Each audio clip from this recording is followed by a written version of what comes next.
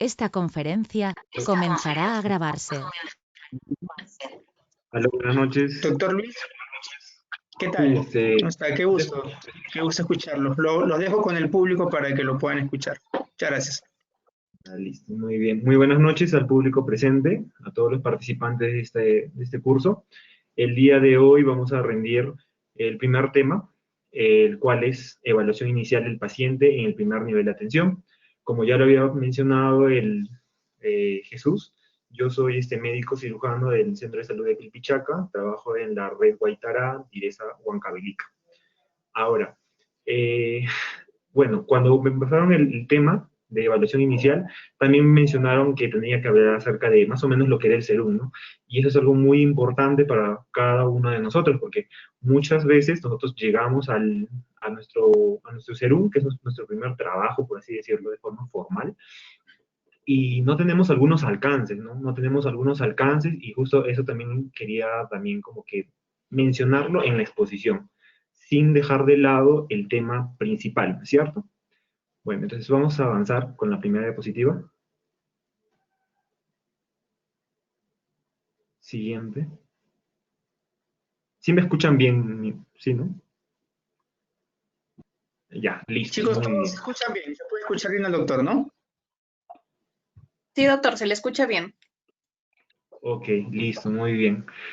Bueno, hablando de lo que es la evaluación inicial del paciente en este primer nivel de atención, muchas veces nosotros tenemos que tener en cuenta que estos pacientes de primer nivel de atención que son captados, posteriormente llegan rápidamente, si es que lo ameritan, a un segundo nivel de atención, que en este caso vendrían a ser los hospitales, ¿no? En este caso en ICA, el Hospital Regional, el Hospital Socorro, el de Salud, ¿no? Y acá también nosotros tenemos que desplazar a nuestro paciente, si es que lo amerita, rápidamente a un hospital de mayor complejidad. Ahora, hay que tener en cuenta algo que es muy importante. En la costa, si ustedes van a hacer su serum, van a trabajar, ¿no? En la parte de la costa, pues los accesos, las vías de acceso, pues van a ser más rápidas, ¿no? De repente el establecimiento más alejado está, pues, a 2 horas, o máximo, pues será, pues, 3 horas en la sierra de Ica, por ejemplo, ¿no? Sin embargo, en regiones como la sierra o la selva, el acceso es mucho más difícil, y yo me imagino que cada uno de ustedes, de repente por conocidos, tienen esto muy presente, ¿no? Por ejemplo, acá donde yo trabajo, nosotros de nuestro establecimiento a un puesto, el puesto más alejado puede estar incluso hasta 6 horas. Y de aquí, para yo llevar mi paciente hasta un hospital, de aquí mínimo es 2 horas. Entonces, más o menos en ese lapso de tiempo, tener una buena evaluación inicial, una evaluación primaria y posteriormente una evaluación secundaria me va a permitir a mí de repente tener algunas indumentarias, algunos equipos para yo poder salvar la vida, poder estabilizar a mi paciente, trasladarlo y de esa manera poder salvarlo. Obviamente, ustedes van a estar preparados para eso, se les va a dar charlas ahora, pero lo que es más importante es que también ustedes tienen que tener la parte de salud mental muy enfatizada en cada uno de ustedes, ¿no? Porque muchas veces van a tener toda la intención de que estos pacientes pues salgan, y muchas veces es tan catastrófico los accidentes de tránsito o de repente tan avanzada la enfermedad que muchas de las veces estos pacientes se nos van a morir en nuestras manos porque de repente la atención no fue la adecuada, los familiares se demoraron, ¿no? Y para eso ustedes ya saben, en este caso, las demoras que hay. Entonces vamos a empezar la evaluación inicial del paciente. En el primer nivel de atención se puede hacer en varios ámbitos. Sobre todo, yo les podría decir que el ámbito, por ejemplo, externo, una atención extrahospitalaria, generalmente que es en carreteras, va a estar dada por accidentes de tránsito, como ven en la imagen, ¿no? Y generalmente de estos, si nosotros no lo trasladamos rápidamente, no lo estabilizamos y trasladamos, pues estos pacientes generalmente llegan a morir. Y si nosotros no tenemos una buena ambulancia, no tenemos de repente los conocimientos necesarios, muchas veces incluso la experiencia, pues los pacientes sí se van a morir. Ahora, ese no es el único, ese podría decir que el área de las carreteras es el área como que más feíta, por así decirlo, en el SERUM o también en el área del trabajo. Sin embargo, nuestra evaluación inicial no solamente se centra a eso, sino que también se centra a un nivel cuando mi paciente me llega por consultorio, ¿no? De repente por un sangrado nasal, me llegan por una faringitis o por alguna u otra cosa. Cuando me llega tópico, o sea, quiere decir que cuando ingresa a mi establecimiento de salud, y yo no tengo que llevarlo hasta mi consultorio, sino que rápidamente voy a la primera camilla que haya en mi establecimiento de salud. Generalmente esos pacientes como que están un poco mal, ¿no? Pero aún así, algún familiar lo desplazó rápidamente. Y otro caso es en el caso de que sean en los hogares, que ustedes ahora en adelante lo van a conocer como visitas domiciliarias, ¿no? Y para esto juega un rol muy importante en lo que son los actores sociales. Pero ustedes dirán, ¿qué cosas son los actores sociales, doctor? Si ustedes han llevado salud y comunidad de repente en su universidad, los actores sociales vendrían a ser básicamente los agentes comunitarios y todas las otras entidades que se prestan para brindar una mayor información, un llevado adecuado, oportuno a nuestro paciente, a nuestro establecimiento, o nos comunican a nosotros como personal médico y nosotros podemos desplazarnos a atenderlo de forma oportuna. Entonces, la evaluación inicial, básicamente en estos 4 ámbitos que les menciono, se va a enfocar en lo primero, una impresión general. O sea, yo veo a mi paciente y pues, ¿cómo está este paciente? ¿No? A simple vista, como una ectoscopía que nosotros también conocemos, ¿no? A nivel de la historia clínica. Luego el segundo paso es el nivel de conciencia. Lo veo, pero ese paciente está hablando, o ese paciente de repente es mudo, o de repente ese paciente, no sé, de repente está sangrando, y está sangrando tanto que de repente ni siquiera abre los ojos al llamado, ese tipo de cosas, ¿no? Y tenemos que hacer una evaluación rápida de lo que vendrían a ser las vías aéreas, la ventilación y la circulación, que vendría a ser el ABC primario, que siempre nos lo menciona. Siguiente.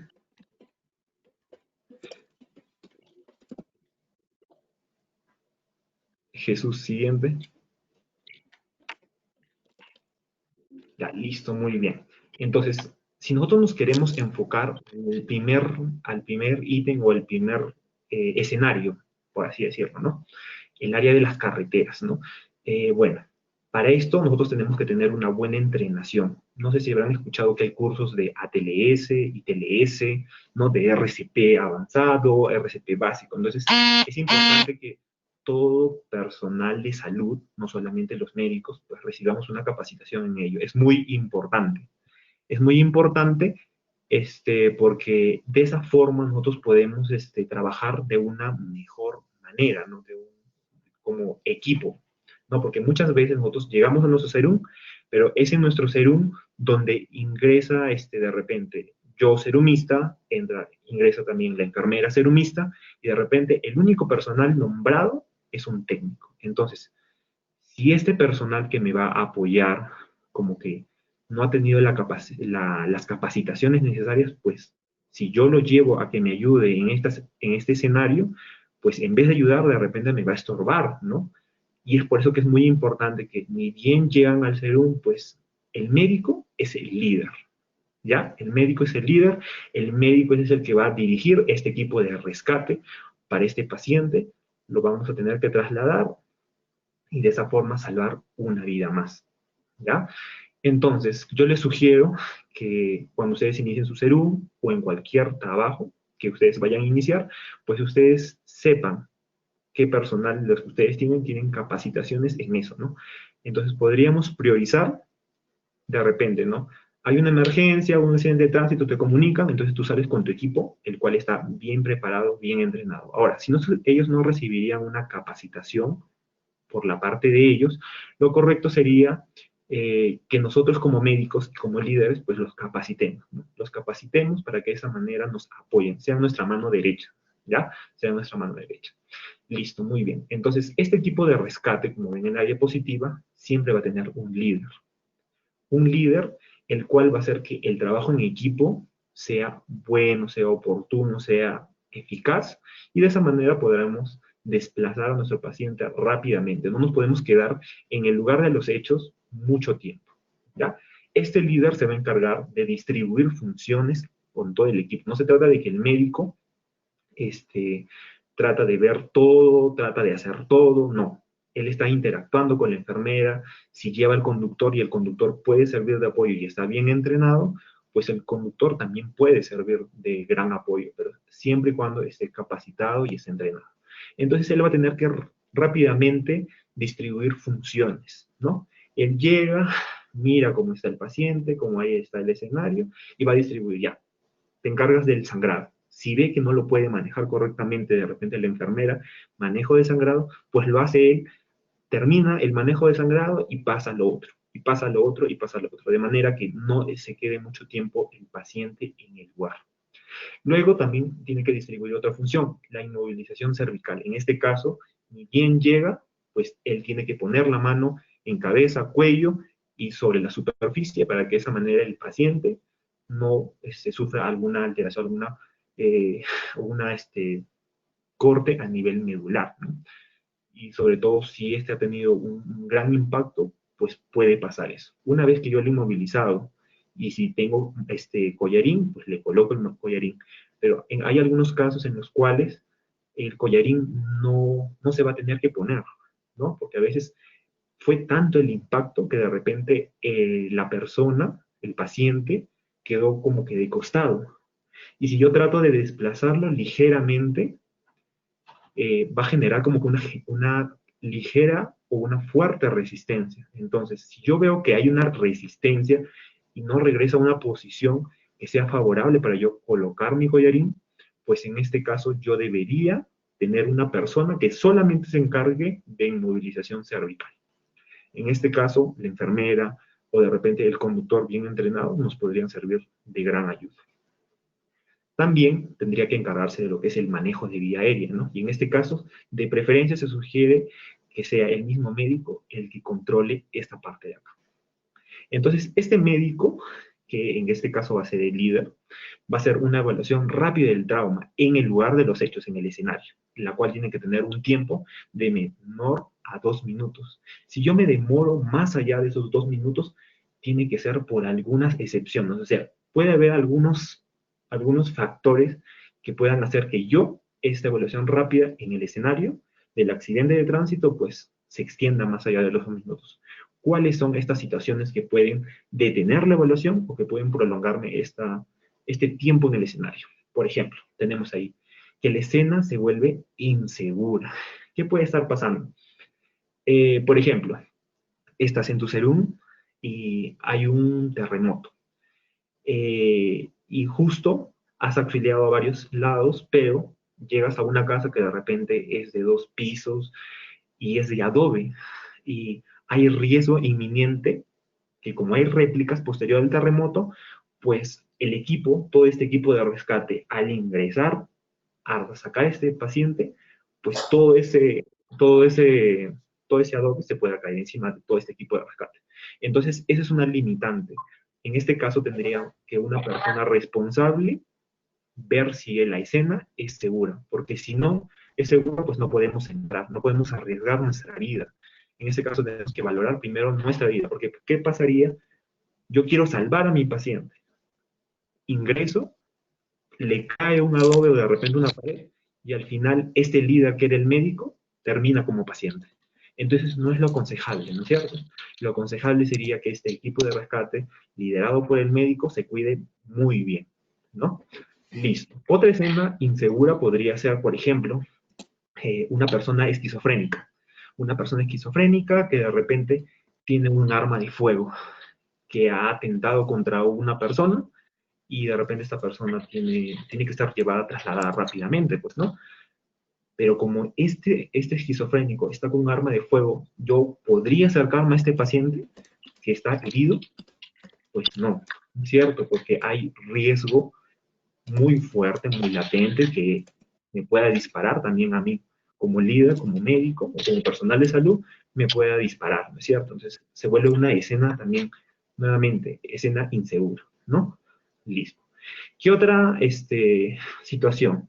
Puede también que haya una obstrucción de vía aérea, ¿no? Si escuchamos borboteos, si escuchamos el estridor en las vías, pues tendríamos que despejar estas vías para nosotros poder trasladar el paciente a la ambulancia y trasladarlo, ¿no es cierto? Asimismo, por ejemplo, en el caso de que esté sangrando el paciente, ¿no? El sangrado sea activo, ¿no? En este caso también, una hemorragia masiva tendría que detener esta evaluación primaria, ¿no? Del trauma. Asimismo, los paros cardiorrespiratorios también. Primero tendría que en este caso yo aplicar de repente mi RCP o de repente utilizar mi desfibrilador, no lo sé, y después de eso recién hacer mi evaluación rápida del trauma. Muy bien. Siguiente diapositiva.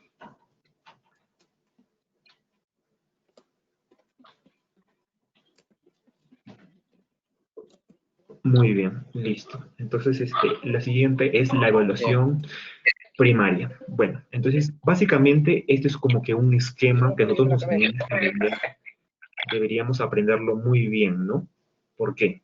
Porque eso nos va a permitir a nosotros como equipo de rescate, como equipo de atención primaria, hacer una buena evaluación, tanto de la escena como de nuestro paciente, para de esa manera no exponer a nuestro personal y hacer una buena y una correcta atención. Primero, antes de una evaluación inicial, y en esto enfocado a traumas extrahospitalarios, es muy importante la evaluación de la escena, ¿no?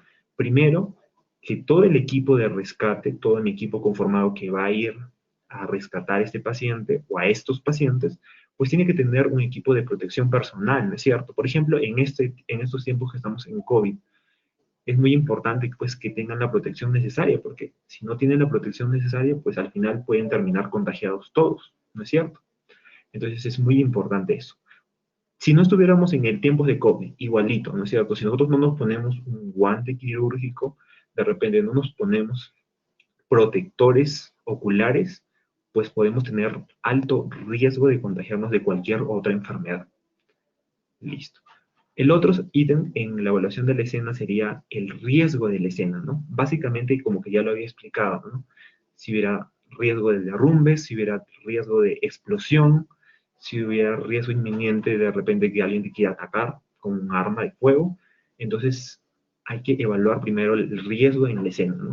Si el riesgo inminente es inminente que pueda atentar contra mi vida, pues yo no debería entrar.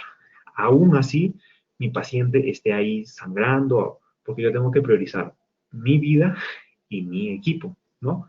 Porque como ya lo hemos dicho, al final lo que no queremos es que parte del equipo de rescate pues se forme parte de ser de la línea de los pacientes, ¿no? Sino queremos que todo este equipo esté íntegro y pueda trabajar de una forma adecuada y no al final se vuelva paciente. El otro tendría que ser la cantidad de pacientes, porque no es lo mismo que a mí me llamen al establecimiento de salud y pues me digan, ¿sabe qué cosa, doctor? Ha habido un accidente de tránsito en la cual hay 4 heridos, ¿no?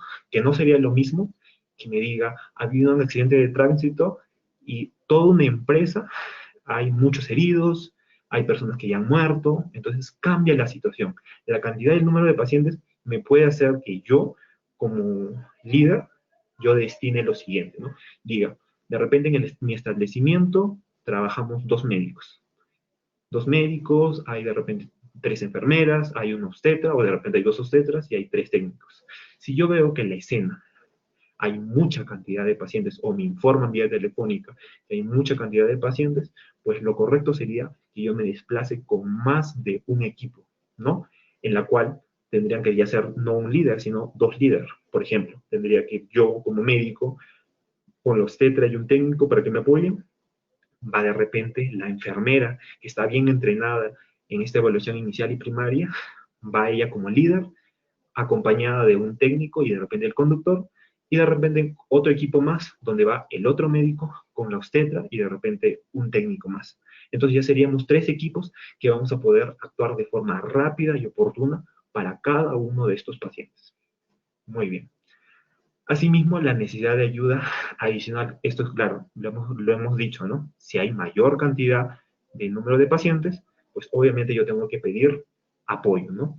No me voy a hacer el héroe y de repente me voy con 3 enfermeras y me voy yo solito y al final la enfermera me va a estar llamando, doctor, ¿qué hacemos acá? ¿Qué hacemos acá? Entonces se pierde tiempo en ese caso, ¿ya? Y lo otro que tenemos que evaluar es el mecanismo de lesión, ¿no?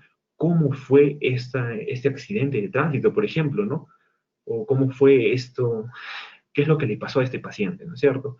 Fue de repente, él estaba caminando y lo atropellaron, o de repente él estaba en una bicicleta, o de repente él estaba en una moto lineal, o él iba de piloto, de conductor, o de repente iba de copiloto, que no es lo mismo. Se piensa en cosas distintas, ¿no? ¿Por qué? Porque nosotros sabemos que el piloto va con un timón, con el impacto, pues este timón puede ir con tanta fuerza, con la velocidad a la que va el auto, y caer sobre el tórax de este paciente. Entonces, el mecanismo de lesión en el piloto va a ser totalmente distinta o va a tener algunas diferencias en comparación con un copiloto o con un pasajero que de repente va atrás, ¿no? Y también va a importar si este copiloto o estos pasajeros pues utilizaron algunos medios de seguridad, ¿no? Por ejemplo, en este caso, un buen uso del cinturón, ¿no? Porque si también se ponen mal el cinturón, ahí el mecanismo de lesión va a ser distinto. Básicamente, para que más o menos me entiendan, por ejemplo, el conductor puede tener problemas de derrame pericárdico, puede haber neumotórax, o puede haber, por el contrario, hemoneumotórax, y va a ser completamente distinto a de repente al copiloto o de repente a los pasajeros que solamente sufrieron cortes o de repente están tequeados, más no tengo que yo estar enfocándome en varias áreas, ¿no? O sea, tengo que evaluar bastante el mecanismo de lesión. Y otra cosa es lo que le mencionaba sobre los cinturones de seguridad. Nosotros tenemos que saber que el cinturón de seguridad debe ponerse de una forma correcta. ¿Por qué? Porque si no me lo pongo de una forma correcta, al contrario, podría ser una forma, otro mecanismo de lesión. Por ejemplo, este mecanismo, este cinturón debería ser puesto, debería pasar por encima de la clavícula. Y la faja inferior, la faja horizontal, debería estar sobre las crestas ilíacas, o sea, a la altura de los huesos, ¿no es cierto? Los huesos de la pelvis. Porque si estos estuvieran, ese cinturón no estuviera a nivel de los huesos y estuviera al contrario, de repente a nivel del abdomen, entonces se correría el riesgo de repente de que haya un trauma cerrado a nivel abdominal.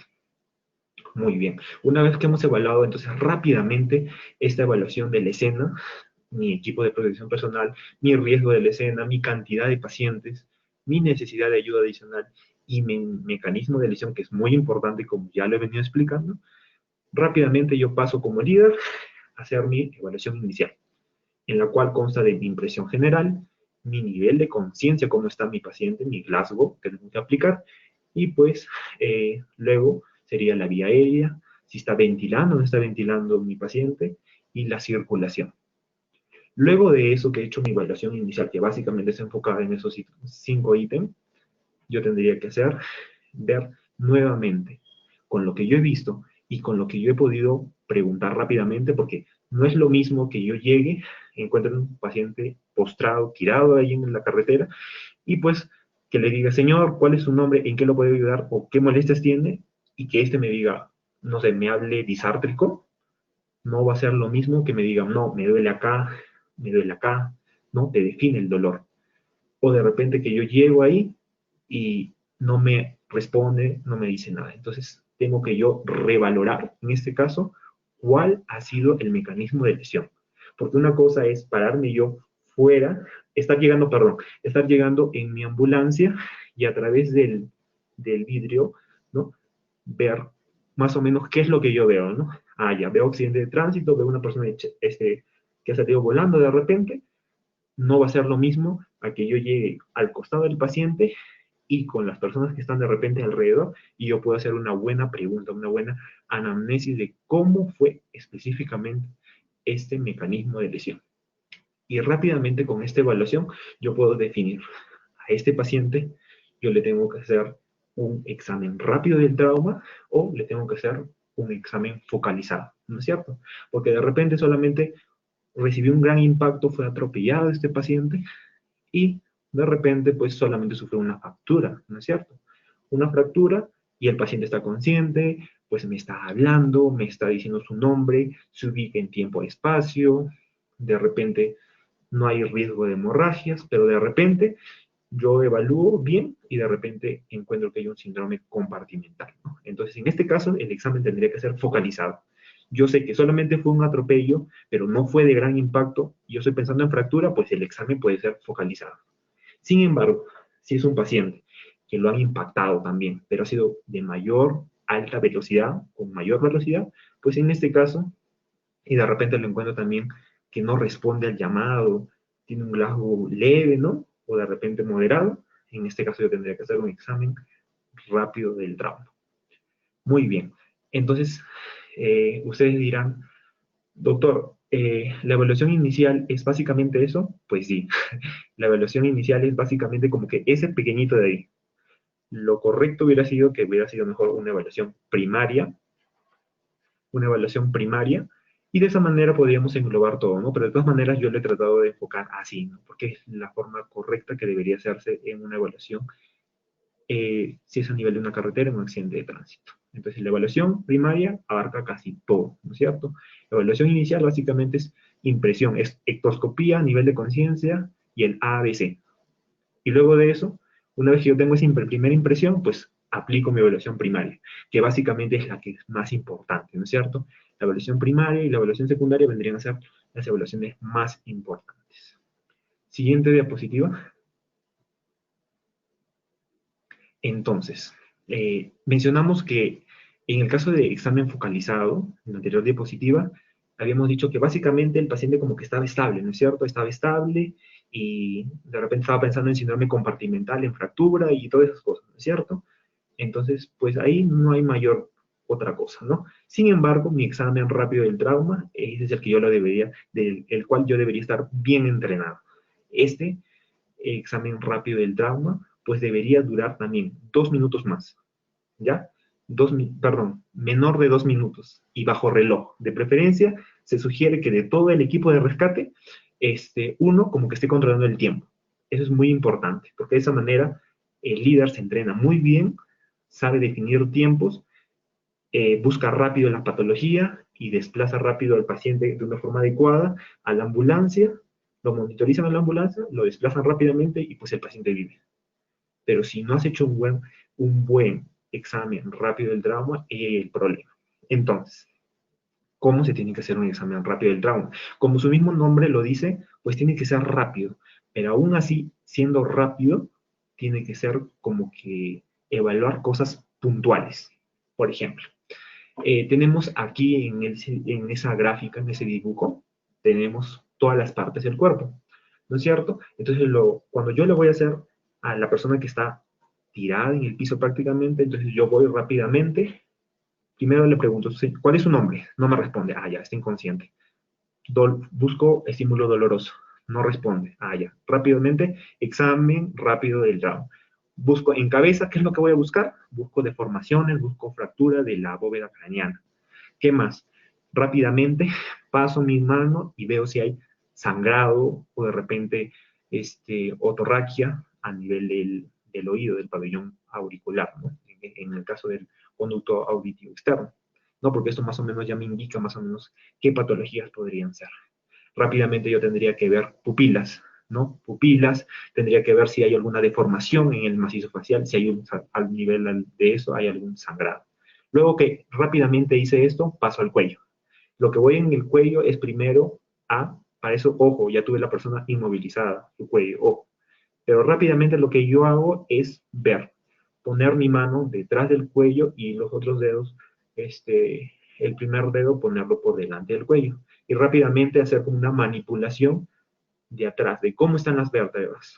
Están desplazadas al tacto, hay dolor al tacto, expresa ese paciente dolor al momento de que yo palpo rápidamente, y rápidamente lo que tendría que ver es si hay ahí rápidamente, si hay de repente una ingurgitación yugular que me podría estar hablando de que de repente este paciente puede estar pasando por un taponamiento cardíaco.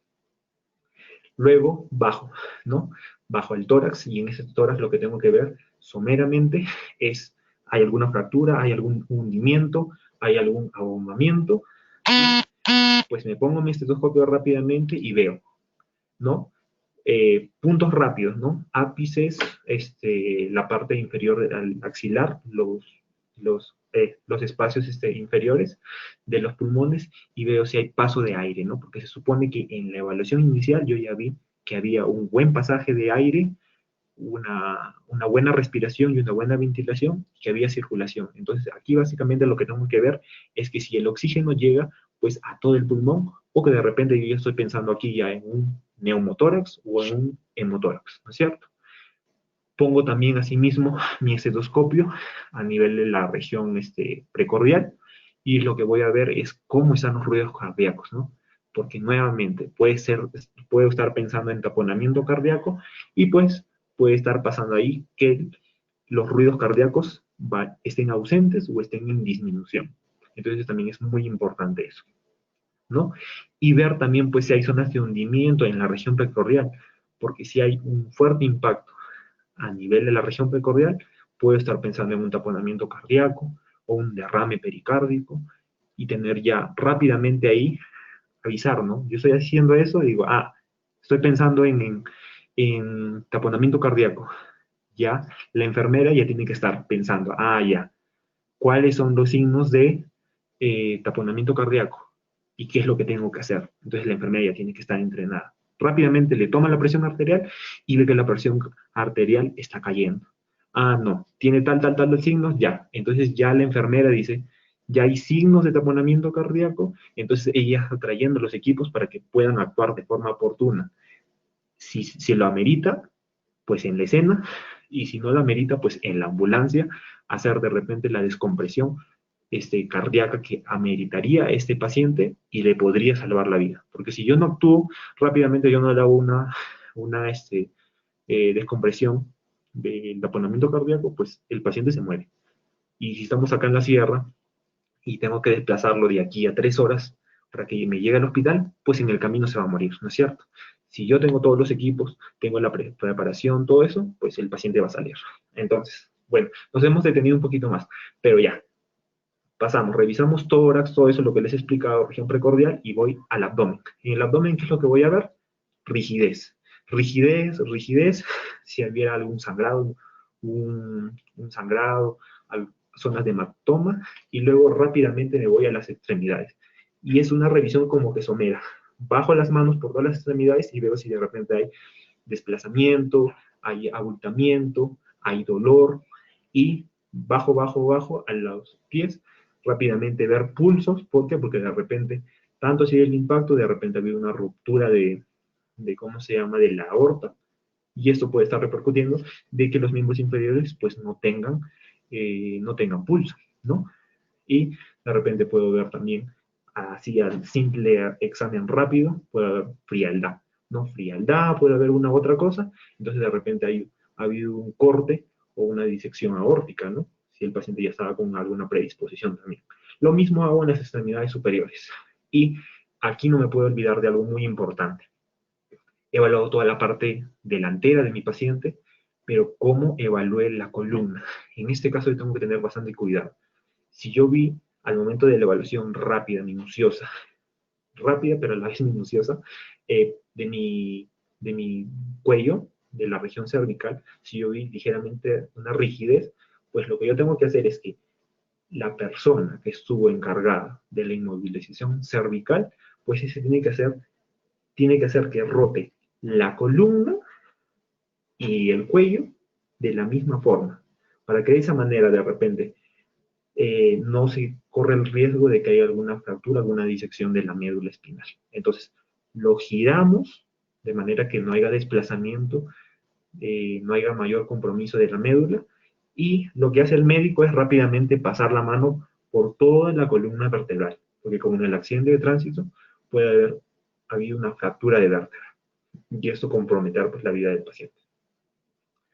Listo. Entonces, siguiente diapositiva.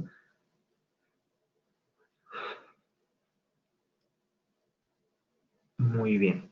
Entonces, lo que vemos ahí básicamente es cómo entrenan muchas veces a algunas personas que nos pueden apoyar, ¿no? Para esto existen capacitaciones, como les digo, en Lima. Bueno, con esto del COVID, no sé no creo que las estén haciendo, porque lo ideal, como ustedes lo ven en las imágenes, lo ideal sería que estas capacitaciones mínimo duren pues 3 días, porque aún así ustedes pensarán, pues, ya solamente lo pongo ahí al tablero amarillito y pues lo subo y ya está. No, no se trata de eso. Se trata de hacer una buena evaluación rápida de mi paciente, llevarlo y trasladarlo de la forma correcta. Ya hemos dicho, y ahí ustedes ven en la imagen que hay un collarín, pero ojo, no todos los pacientes se le va a poner collarín, ¿ya? No todos los pacientes. Y si no se le pone a todos los pacientes, pues esa persona que estuvo encargada de inmovilización cervical, pues se tendrá que ir con esa inmovilización cervical hasta que llegue este paciente al hospital. Eso quiere decir que tranquilamente ahí terminará con su dolor de cintura, pues, ¿no? Pero es lo que se hace, ¿no? Es lo que se tiene que hacer en esos casos. Muy bien. Siguiente diapositiva.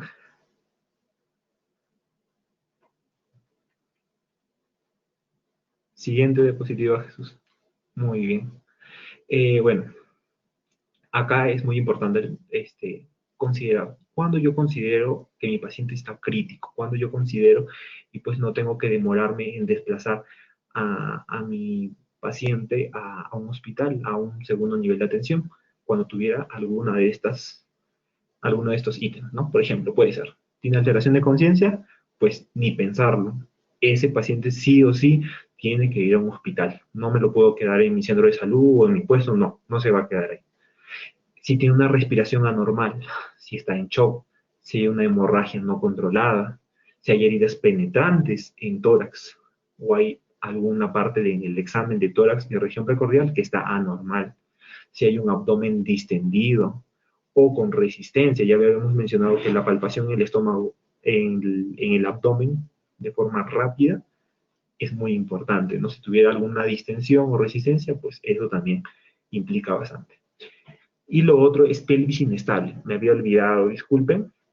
Básicamente, a nivel de, una vez que yo he evaluado abdomen, lo que tendría que hacer posteriormente, si ha sido un accidente de gran impacto, pues yo debería presionar con dedos pulgares, presionar sobre crestas ilíacas, presionar hacia el paciente, hacer una ligera presión. Y si yo veo que se desplaza, se abre esta pelvis, se abre como un libro, se abre, se desplaza, y hay sonido, pues esta es una pelvis inestable. Probablemente haya alguna fractura a nivel de la pelvis y lo que yo debería hacer es tener algunas otras herramientas que me estabilicen la pelvis, porque si no puede haber sangrado.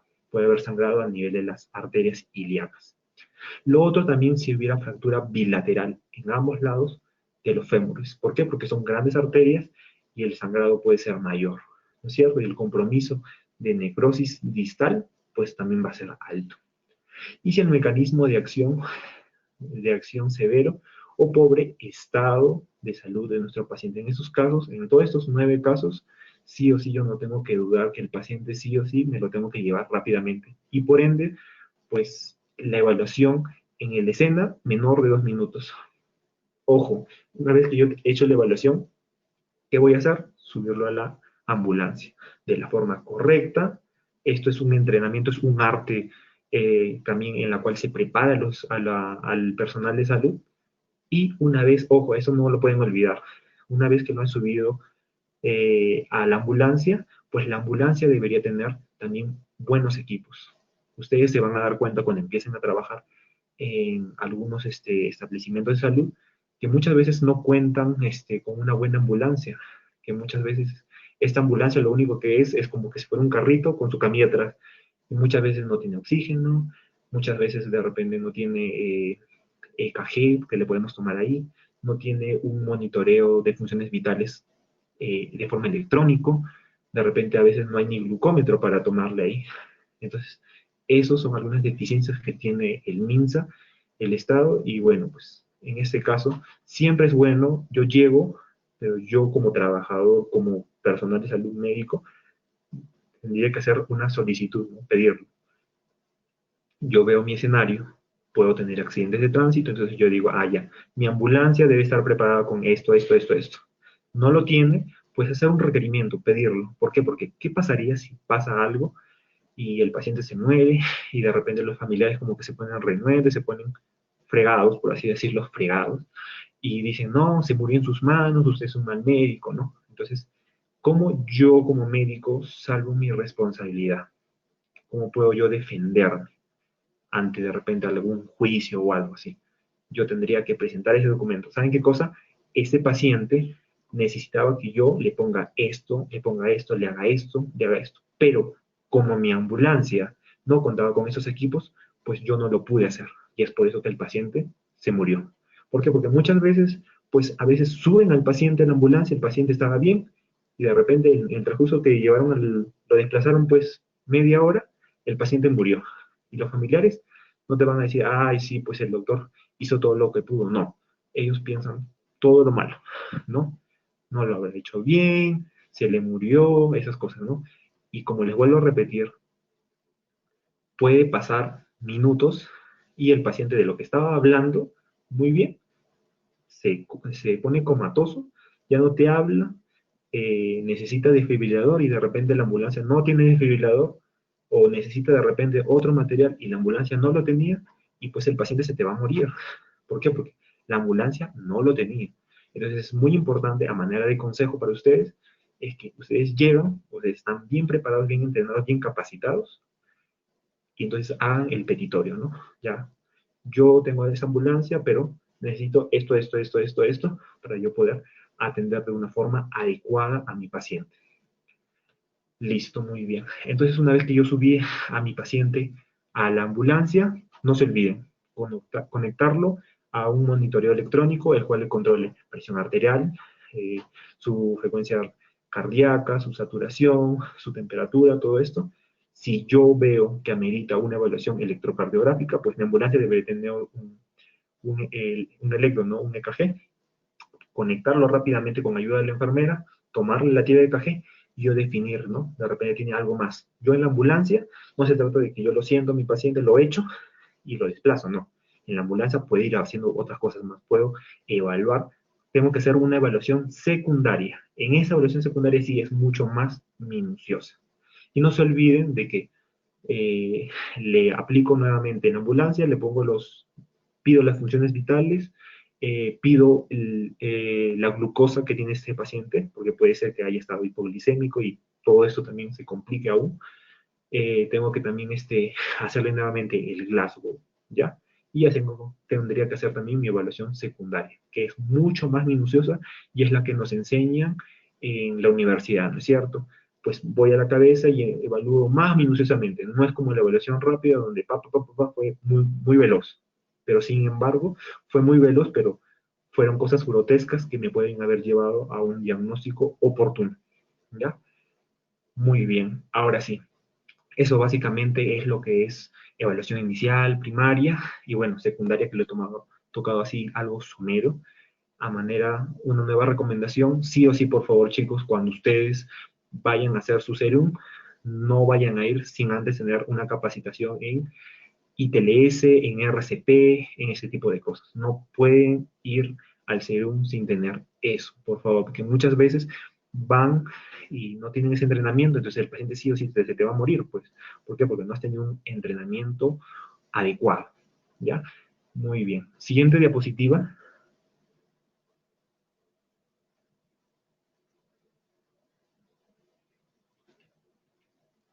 Jesús, siguiente diapositiva. Muy bien. Sí, ya lo pasé. Ya, entonces aquí es muy importante saber, es básicamente una diapositiva que lo que va a hacer es que nosotros evitemos que pasen todas esas cosas desastrosas, porque si bien es cierto, yo me estaba enfocando en lo que es accidentes de tránsito, hay otras patologías, ¿no? Hay, por ejemplo, eclampsias, en el caso de las gestantes, que se pueden complicar a gel, y básicamente, ¿por qué les pongo ahí con un cuadrito en negrita? Les pongo promoción y prevención. ¿Por qué? Porque a veces es lo que menos queremos hacer y a veces es lo que debemos saber, muchas veces hacer mucho más para prevenir pues que no hayan todas esas emergencias, ¿no? Por ejemplo, si yo le hice una buena atención, le di las medidas de prevención necesarias, diagnostiqué de forma oportuna, con una ecografía, con una buena ecografía hecha por un ginecólogo, eh, predije que esta paciente iba a ser preeclampsia por medición del flujo de las arterias uterinas, pues yo le puedo dar de forma preventiva su medicación y se evita de que llegue a preeclampsia, se evite que llegue a eclampsia, se evite que llegue a gel y que al final muera esta gestante, ¿no? Ustedes tienen que tener hoy en cuenta, hoy en día, que una muerte materna que nosotros en nuestro ámbito le conocemos una MM, una muerte materna, es muy estudiada de forma muy minuciosa, entonces tienen que tener bastante cuidado, porque la direza, la red, todos van y evalúan. ¿Qué pasó? ¿Por qué se murió? Entonces, ojo con esto, ¿ya? Ustedes tienen que tener una buena evaluación minuciosa con nuestra gerente, y lo vamos a hablar posteriormente también. Entonces, la promoción y prevención es muy importante porque me va a prevenir muchas enfermedades, que se compliquen, que el paciente se me muera y todas esas cosas. Si yo lo prevengo de una forma oportuna, pues ese paciente no se me va a complicar, yo no voy a tener mayor cantidad de emergencias. Ahora, que si yo no quiero hacer promoción, prevención, y mi equipo, todo mi equipo de mi establecimiento no lo quiere hacer tampoco, pues sí o sí, a ese establecimiento van a llegar emergencias. Y no va a llegar una, no va a llegar dos, van a llegar de repente de los 20 días o los 15 días, no lo sé, en que trabajes en tu establecimiento, en tu puesto de salud o en tu centro de salud, pues ten por seguro que te van a llegar emergencias. ¿Qué prefieres? Hacer promoción, que es básicamente charlas, ¿prefieres eso? ¿O de repente prefieres que tengas todos los días emergencia, emergencia, emergencia? Bueno, yo preferiría hacer promoción y prevención, ¿no es cierto? No sé ustedes. Entonces, básicamente, ¿qué es lo que pasa en un centro de salud o en un puesto de salud, no? Primero, la persona, ¿dónde llega? Llega por admisión. En admisión, ¿qué es lo que le van a hacer? Sacar la historia clínica. Aquí les he puesto Profan, pero bueno, no sé si mencionárselos de repente por el tiempo. Luego tendríamos el personal de ahí de admisión, hacer el registro de la atención, que ese programa se llama el EJALI, que para esto el e-salud pues lo tiene muy bien implementado, todo es vía electrónica. Sin embargo el MINSA tiene algunas deficiencias, pero aún así está tratando de acoplarse a lo que hace el e-salud, ¿no? Luego este paciente va a pasar un triaje, ¿no? Habíamos mencionado que había dos escenarios, un escenario el de carreteras, habíamos mencionado que había un escenario de consultorio y otro escenario de tópico de emergencia. Entonces, básicamente, el que es por consultorio hace como que todo este esquema, pero el paciente que llega por tópico, que llega por de repente una urgencia, entonces rápidamente yo lo desplazo a mi tópico y le hago la atención, le hago mi evaluación inicial, evaluación primaria, ya no enfocada como un accidente de tránsito, sino más enfocada a hacer una revisión rápida, minuciosa, más como una evaluación secundaria. Estabilizo a mi paciente y pues lo refiero, lo traslado, ¿cierto? Sin embargo, en consultorio pues es algo más minucioso. En visita domiciliaria, donde el paciente de repente no puede ir hasta el establecimiento de salud y yo tengo que ir a su casa a atenderlo, pues básicamente como que es todo más tranquilo, ¿no? Yo puedo hacer una evaluación minuciosa, con toma de funciones vitales y todo esto, y el paciente va a ir muy bien. Ahora, para el caso de esto, ¿no? Que estamos mencionando, llega por admisión, pasa a triaje, le aplican las funciones vitales. Yo les recomiendo, les sugiero que por favor cuando lleguen a su salud, vean bien pues si su técnico hace una buena toma de funciones vitales, porque a veces no lo hacen, no lo saben, y muchas veces a veces te inventan. Y tú te confías y al final las funciones vitales eran otras, ¿no? Entonces, siempre es bueno de repente evaluarlos, por así decirlo, evaluarlos, y si no saben, pues capacitarlos, ¿no? No decirle, oye, tú no sabes, ¿no? Sino decirles de buena forma, ¿no? Capacítate o te voy a capacitar, ¿no? Y de esa manera para tener un buen trabajo en equipo. Luego de hacer las funciones vitales, que en este caso es muy importante para una evaluación inicial por consultorio, tengo que tener nuestras medidas antropométricas, ¿no? Ahora estamos en estos tiempos de COVID, pues las medidas antropométricas nos van a ayudar bastante, ¿no? Paciente obeso, ya saben ustedes que tienen la mayor cantidad, sobre todo en el hospital regional, la mayor cantidad de personas que se mueren. ¿Quiénes son? Son obesos, ¿no? Entonces las medidas antropométricas me van a ayudar bastante. Luego la ectoscopía, ¿no? Que en este caso, mi personal que hace triaje, que debería ser una enfermera, pero en muchos casos no lo hace la enfermera, sino que lo hace un técnico, pues él debería definir a simple vista, este paciente con lo que yo le tomo las funciones vitales, ¿es una urgencia o es una emergencia? ¿Por qué? Porque ustedes saben que a un centro de salud no llega un paciente en el día, no llega dos, sino que de repente pueden llegar 14. Y de repente de esos 14, de repente el número 6 que estaba programado para que entre a tu consultorio a atenderse contigo, de repente el 6 o de repente el número 10 es una urgencia médica. y de repente tú por atender en ese orden y por no tener un personal bien capacitado en el área de triaje, pues hace que tu paciente llegue de forma muy tardía a tu consultorio. Y al final, cuando no debió ser así, ¿no es cierto? El personal del triaje debió definir y decir, ¿no? Ah, ya, tiene sus funciones vitales así, viene por esto, ah, ya, eso es una urgencia. Inmediatamente comunica, ¿no? Entra al consultorio y dice, ¿no? ¿Sabe qué cosa, doctor? Hay una urgencia. Entonces, se paraliza en ese momento la atención al paciente que se está haciendo porque estamos frente a una urgencia, o puede ser el caso también de una emergencia. Se paraliza la atención iniciante con ese paciente y el médico tiene que desplazarse rápidamente a atender a esa urgencia o emergencia, ¿no? En el caso de una emergencia, pues se paraliza todo. Tú, como único médico de ese establecimiento, te enfocas en ese paciente. Si fuera una urgencia, pues lo estabilizas, dejas medicación, sigues atendiendo y estás como que atiendes y vas a monitorizarlo a tu tópico. Atiendes y monitorizas, y así. Muy bien. Entonces, el personal de triaje ahí, que en este caso yo recomiendo que sea personal de enfermería o un personal técnico, pero bien capacitado, pues es muy importante, él te va a definir y luego te va a pasar a tu consultorio del paciente, ¿no es cierto? ¿Qué es lo que tú tienes que hacer en el SERUM o en cuando estés trabajando? ¿Qué es lo que tienes que hacer en el área del MINSA? En el área del MINSA tú tienes que hacer un correcto llenado de historia clínica, por favor. No se pueden olvidar de llenar la historia clínica. ¿Por qué? Porque, ¿qué pasaría? Tú estás trabajando con 3 colegas, ¿no? Y de repente llega con un colega y llega por gastritis este año. Y de repente en 10 años llega este mismo paciente por también gastritis. Pero de repente de aquí en 20 años, pues este paciente ya no llega por eso, de repente ya llega por baja de peso, llega por sangrados, llega por melenas, entonces ya no estoy pensando en una gastritis, ya yo estoy pensando de repente ya está en un cáncer gástrico. Entonces, ¿qué pasaría si el primer médico y el segundo médico lo atendieron, le dejaron los medicamentos, el paciente se fue muy contento porque de repente la atención fue muy amigable y todo lo demás, pero los doctores no escribieron en la historia clínica? Entonces, yo no podría definir que ese paciente que me llegó a mí, que me contrataron de repente hoy día, llegué, me llegó el paciente, lo examiné, miro su historia, no tiene ningún antecedente de gastritis, nunca llegó por gastritis, pucha, ¿qué pasa acá?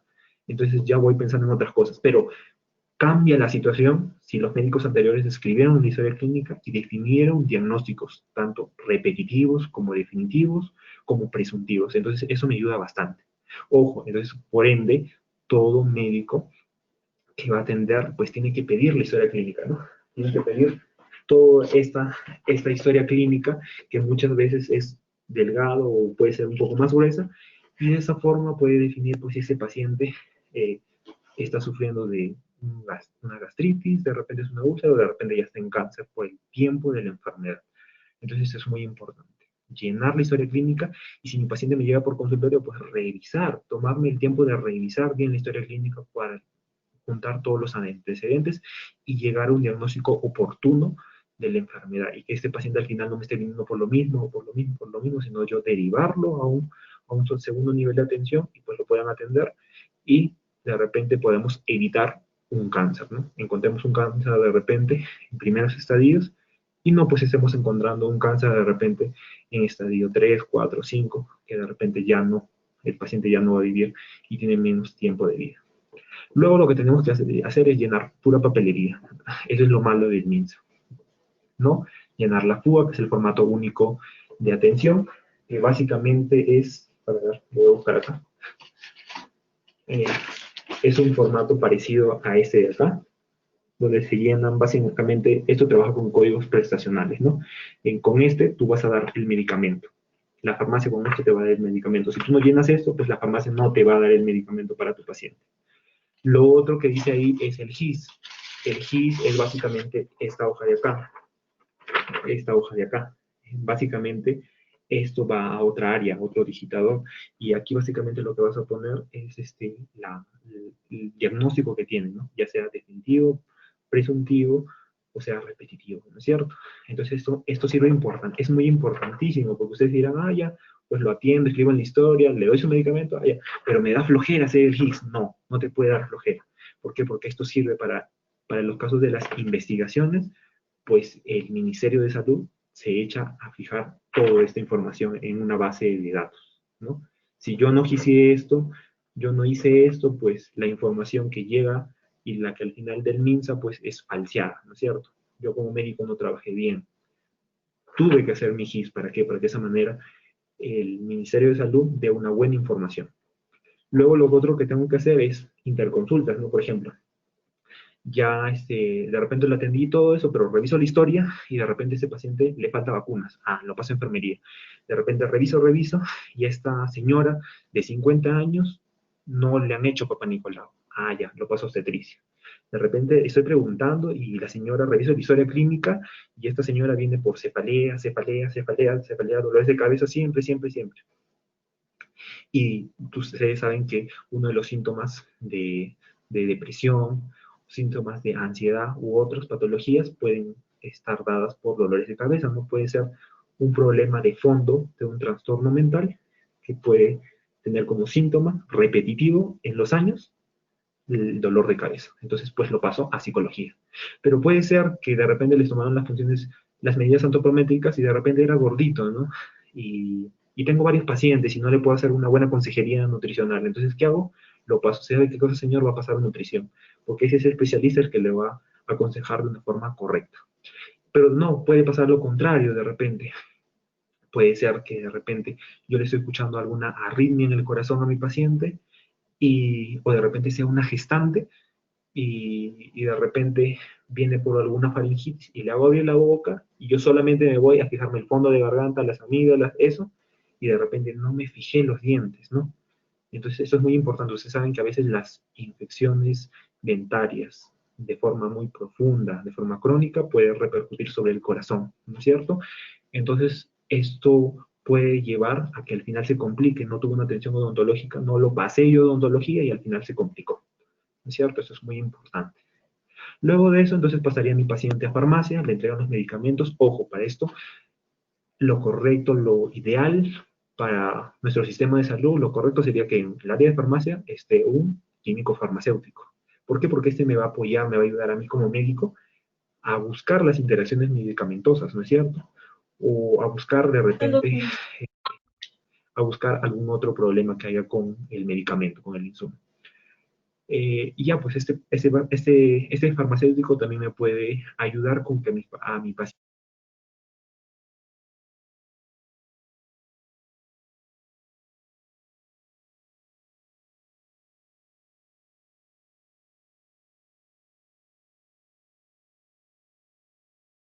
Doctor, disculpe, se le ha silenciado su... Ya, ahora sí creo, ¿no? Sí, ahora sí. Ya, ¿hasta dónde me escucharon? Creo que No, hasta no, las no, no. interconsultas. No, un rato nada más hace un ratito nada más se había Básicamente para mencionar, me quedé en el área de farmacia, ¿no? Lo ideal sí. sería que en el sistema de salud haya un químico farmacéutico, ¿no? Porque este me va a decir interacciones medicamentosas, me va a complementar algunas ideas de en qué momento tomar el medicamento, ¿no? Porque yo de repente le escribo en la indicación, tomarlo cada 8 horas o tomarlo cada una vez al día, ¿no?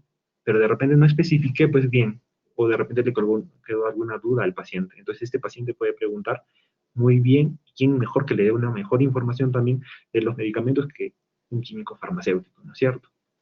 Y luego de eso, si de repente tiene ampollas, pues va a pasar a tópico. Y en tópico se le va a hacer la aplicación inyectable si es que lo amerita, o en todo caso, si es que de repente es un corte o algo, algún cuerpo extraño, no lo sé, curaciones o atención en tópico, ¿no es cierto?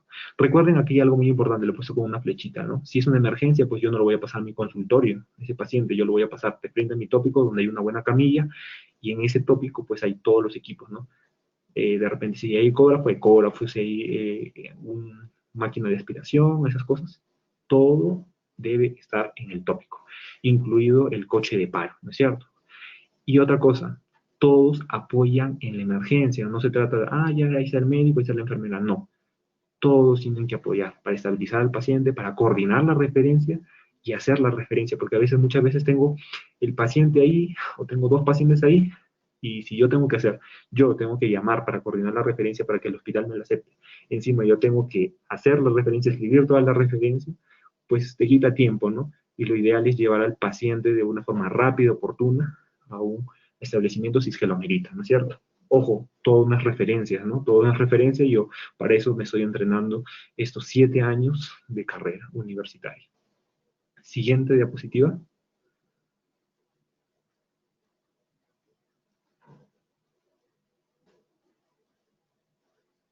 Siguiente diapositiva. Ya, ahora sí. A ver. Entonces aquí básicamente lo que yo tengo que preguntarme siempre, ¿mi paciente está estable o está inestable? ¿No es cierto? Y no es lo mismo pensar, aquí le he puesto a manera de cuadritos, vamos a tratar de enlazarlo, ¿no? No es lo mismo una mujer no gestante que tenga de repente una saturación de 92 grados, una saturación del 92, perdón, por ciento, y que de repente esta señora que tiene 92% está acá, está por ejemplo acá a una altura de 4.000 metros, y está saturando 92, y de repente la señora me está hablando tranquila, ¿no? Me está hablando tranquila y mi paciente está estable, pero a ver, miren, hemos puesto una mujer no gestante con saturación 92%, que está a una altura de 4.000 metros sobre el nivel del mar y que aparentemente está tranquila. ¿Esta paciente será estable? Pues ustedes por la saturación dirán, no, no es estable, ¿no? Pero no. Recordemos que por la altura los niveles de oxígeno pues disminuyen y pues la saturación también baja. Por ejemplo, ahorita yo me encuentro acá a 4.000 metros, 4.070 metros sobre el nivel del mar, hace bastante frío. Entonces, una saturación normal, si ahorita yo me pongo el pulsoxímetro, pues la saturación, yo estoy saturando ahorita entre 90 hasta 92. Eso quiere decir que para una mujer no gestante, con esa saturación acá, donde yo estoy ahorita, está normal. Esa paciente está estable. Sin embargo, no es lo mismo que esta mujer no gestante con saturación 92% y de repente con algún otro síntoma, de repente está con disnea, ¿no? Y encima está con fiebre. Entonces, y están en ICA. Entonces, ¿esa paciente está estable? No, no es estable. Cambió toda la situación, ¿no es cierto? Y acá pues les he puesto, para ver si enlazamos, ahora acá, gestante con una presión arterial de 140 sobre 90 y que de repente está con dolor de cabeza, con cefalea. Si es una gestante, para el caso de Icaya, por ejemplo, gestante con 140 sobre 90 y con cefalea, esto me está indicando de que esta gestante está con preeclampsia, que amerita más estudios, ¿no es cierto? Y tengo que yo ver mi establecimiento de salud en qué nivel está, ¿no es cierto? Y dependiendo de eso, amerita referencia, amerita que yo lo observe ahí, ¿qué es lo que amerita? Entonces hay que ver siempre situaciones, ¿no es cierto? Lo mismo con los niños, ¿no? Por ejemplo, si ahí yo tengo un niño y si yo no sé diferenciar como médico o personal de salud, no sé diferenciar cuáles son los valores de frecuencia respiratoria, entonces rápidamente yo podría decir que de repente este niño que tiene de repente, para ver, tiene 3 años, ese niño con 3 años y que tiene una frecuencia respiratoria de 24 por minuto, yo podría decir que de repente está mal si es que no tengo conocimientos exactos, no tengo los conocimientos bien precisos, bien presentes en mí, ¿no? Podría decir que está mal. ¿Por qué? Porque para un adulto mayor de 22 ya es algo alterado, ¿no? Y en esto de tiempo de COVID, ya ustedes ya deben saber, mayor de 22 respiraciones por minuto, eso ya es una indicación de moderado, ¿no? Entonces, en el caso del niño es distinto, pues las frecuencias cardíacas y sobre todo la frecuencia respiratoria y también sus presiones arteriales, porque al niño también se le toma presiones arteriales, pues van a ir variando acorde a la edad. Y si yo no tengo estos conocimientos en mí, pues puedo dar una falsa alarma, ¿no es cierto? Entonces, siempre yo me tengo que preguntar, ¿mi paciente es mujer o varón? ¿En qué grupo etario está? ¿En dónde estoy situado? ¿No? ¿En qué situación estoy situado? ¿En qué área geológica estoy situado? ¿Cuáles son las funciones vitales? ¿Qué síntomas tiene? Y con eso yo definir, ¿no? Paciente estable, paciente inestable. Ah, ya, evalúo, refiero. Estabilizo, de repente el paciente se queda acá, ¿no? Eso es muy importante, ¿no? Acá, ojo, es muy importante, ya saben, no se olviden nunca. Si tengo una gestante, de preferencia, yo mismo, personal médico, yo mismo veo a la gestante, yo mismo le tomo la presión, porque puede pasar, y ha pasado, les voy a contar a manera de anécdota, que los técnicos a veces toman las presiones arteriales a las gestantes y de repente, no sé, pues no escucharán bien, no serán bien entrenados, o lo hacen muy rápido porque hay de avanzar con sus pacientes, porque de repente ven que la gestante está entrando tranquila, hablando, todo eso, le toman la presión y resulta que la presión no se la toman bien y solamente ponen 90 o 100 sobre 60. Y la tomaron mal de repente y en realidad estaba con 140 sobre 90. Entonces eso ya me indica que es una preeclampsia. Ya, la presión así es ya una preeclampsia. Pero si yo llega a mi consultorio con esa presión que me dejó el técnico y yo no le volví a tomar, pues también se me va a escapar a mí esa preeclampsia, ¿no es cierto? Y al final se me escapa a mí, después viene otro día la gestante, nuevamente le toman como que muy apurado, se le escapa otra vez y así, y al final la paciente puede pasar lo que muchas veces pasa a veces en la región de la sierra, ¿no? Que a veces la presión no la tomaron de forma adecuada el personal médico o los etcétera, no le tomó bien la presión y al final era una preeclampsia y al final cuando viene como una emergencia, ya no está en preeclampsia. De repente me convulsiona ahí entrando al establecimiento de salud, me convulsiona, o de repente ya me empieza a hacer hemorragia, me demora en trasladarla por la situación geológica en la que vivimos y pasa casos como que hay muertes maternas, ¿no? Que hoy en día es muy desagradable tener muertes maternas, todo es un lío, se meten problemas judiciales, así que de preferencia, chicos, a manera de recomendación, las funciones vitales en una gestante y en pacientes críticos, yo no me debería confiar en las funciones vitales que me toma mi técnico. Si las tomó la enfermera, pues bueno, habría que confiar. Pero si las tomó solamente el técnico, yo no me debería confiar en eso. Muy bien, siguiente ya para terminar ya con esto y vamos a avanzar.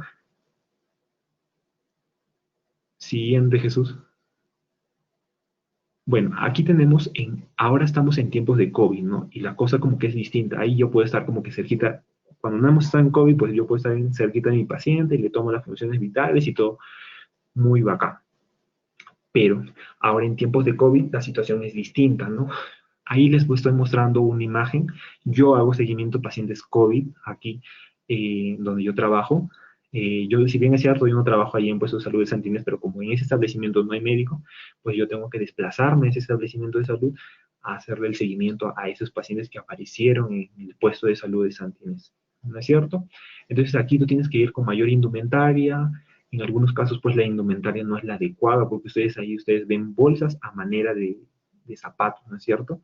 Y a veces es un poco incómodo, ¿no es cierto? Y ya, pues, entonces, acá también es muy importante, en la evaluación de los pacientes COVID hoy en día, las funciones vitales deben ser bien tomadas, ¿no?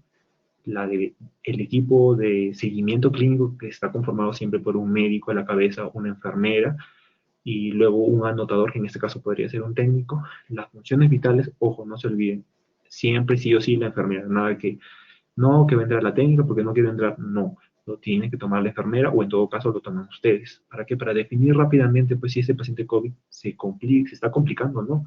¿Por qué? Porque si de repente yo solamente me guié, o entró la técnica con su equipo de protección y no lo tomó de una forma correcta, al final me confío de esas funciones que me dictó la técnica y al final el paciente de repente se me está complicando, ¿no?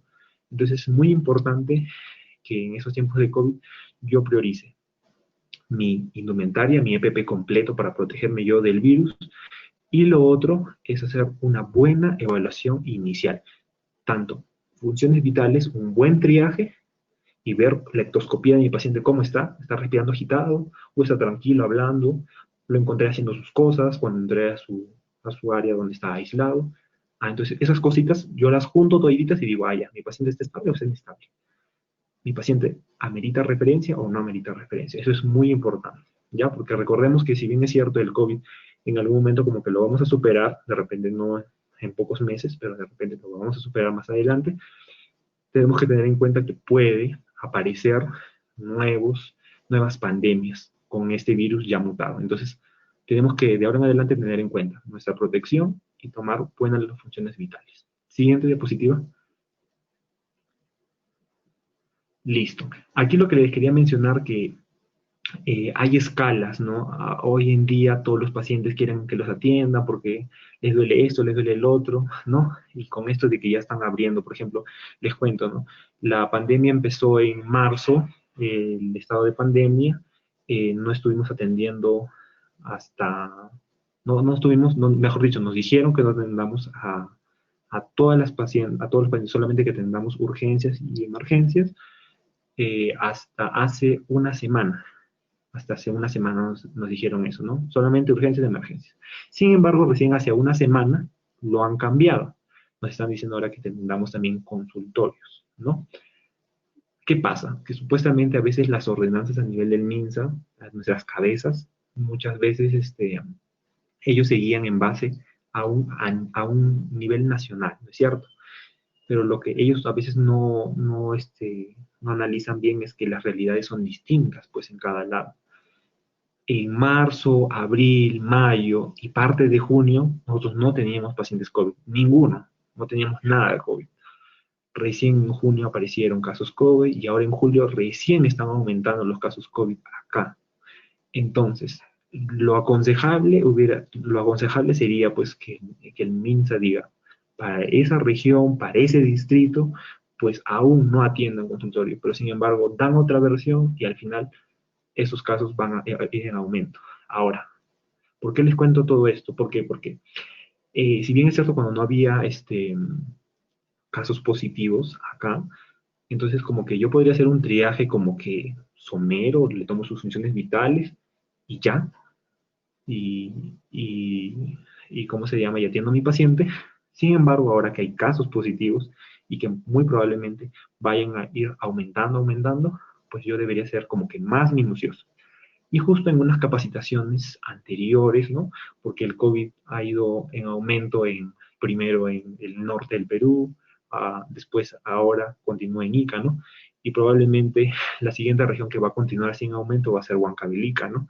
Entonces probablemente los últimos que salgan de la cuarentena, probablemente si es que no se toman las medidas de precaución necesarias, vaya a ser Huancavelica, ¿no es cierto? Entonces si nosotros hoy en día, ahora que tenemos pacientes COVID, no aplicamos bien estas escalas que están siendo utilizadas hace meses atrás en algunas instituciones, no utilizamos bien estos esquemas, estas escalas, pues el paciente se nos puede pasar. Podemos hacer ingresar un paciente COVID cuando yo no le tomé las funciones vitales de una forma adecuada. Ahí vemos parámetros fisiológicos, por ejemplo, la frecuencia respiratoria, la saturación de oxígeno, si el paciente me está trayendo con oxígeno, su presión arterial, su frecuencia respiratoria, su nivel de conciencia y su temperatura.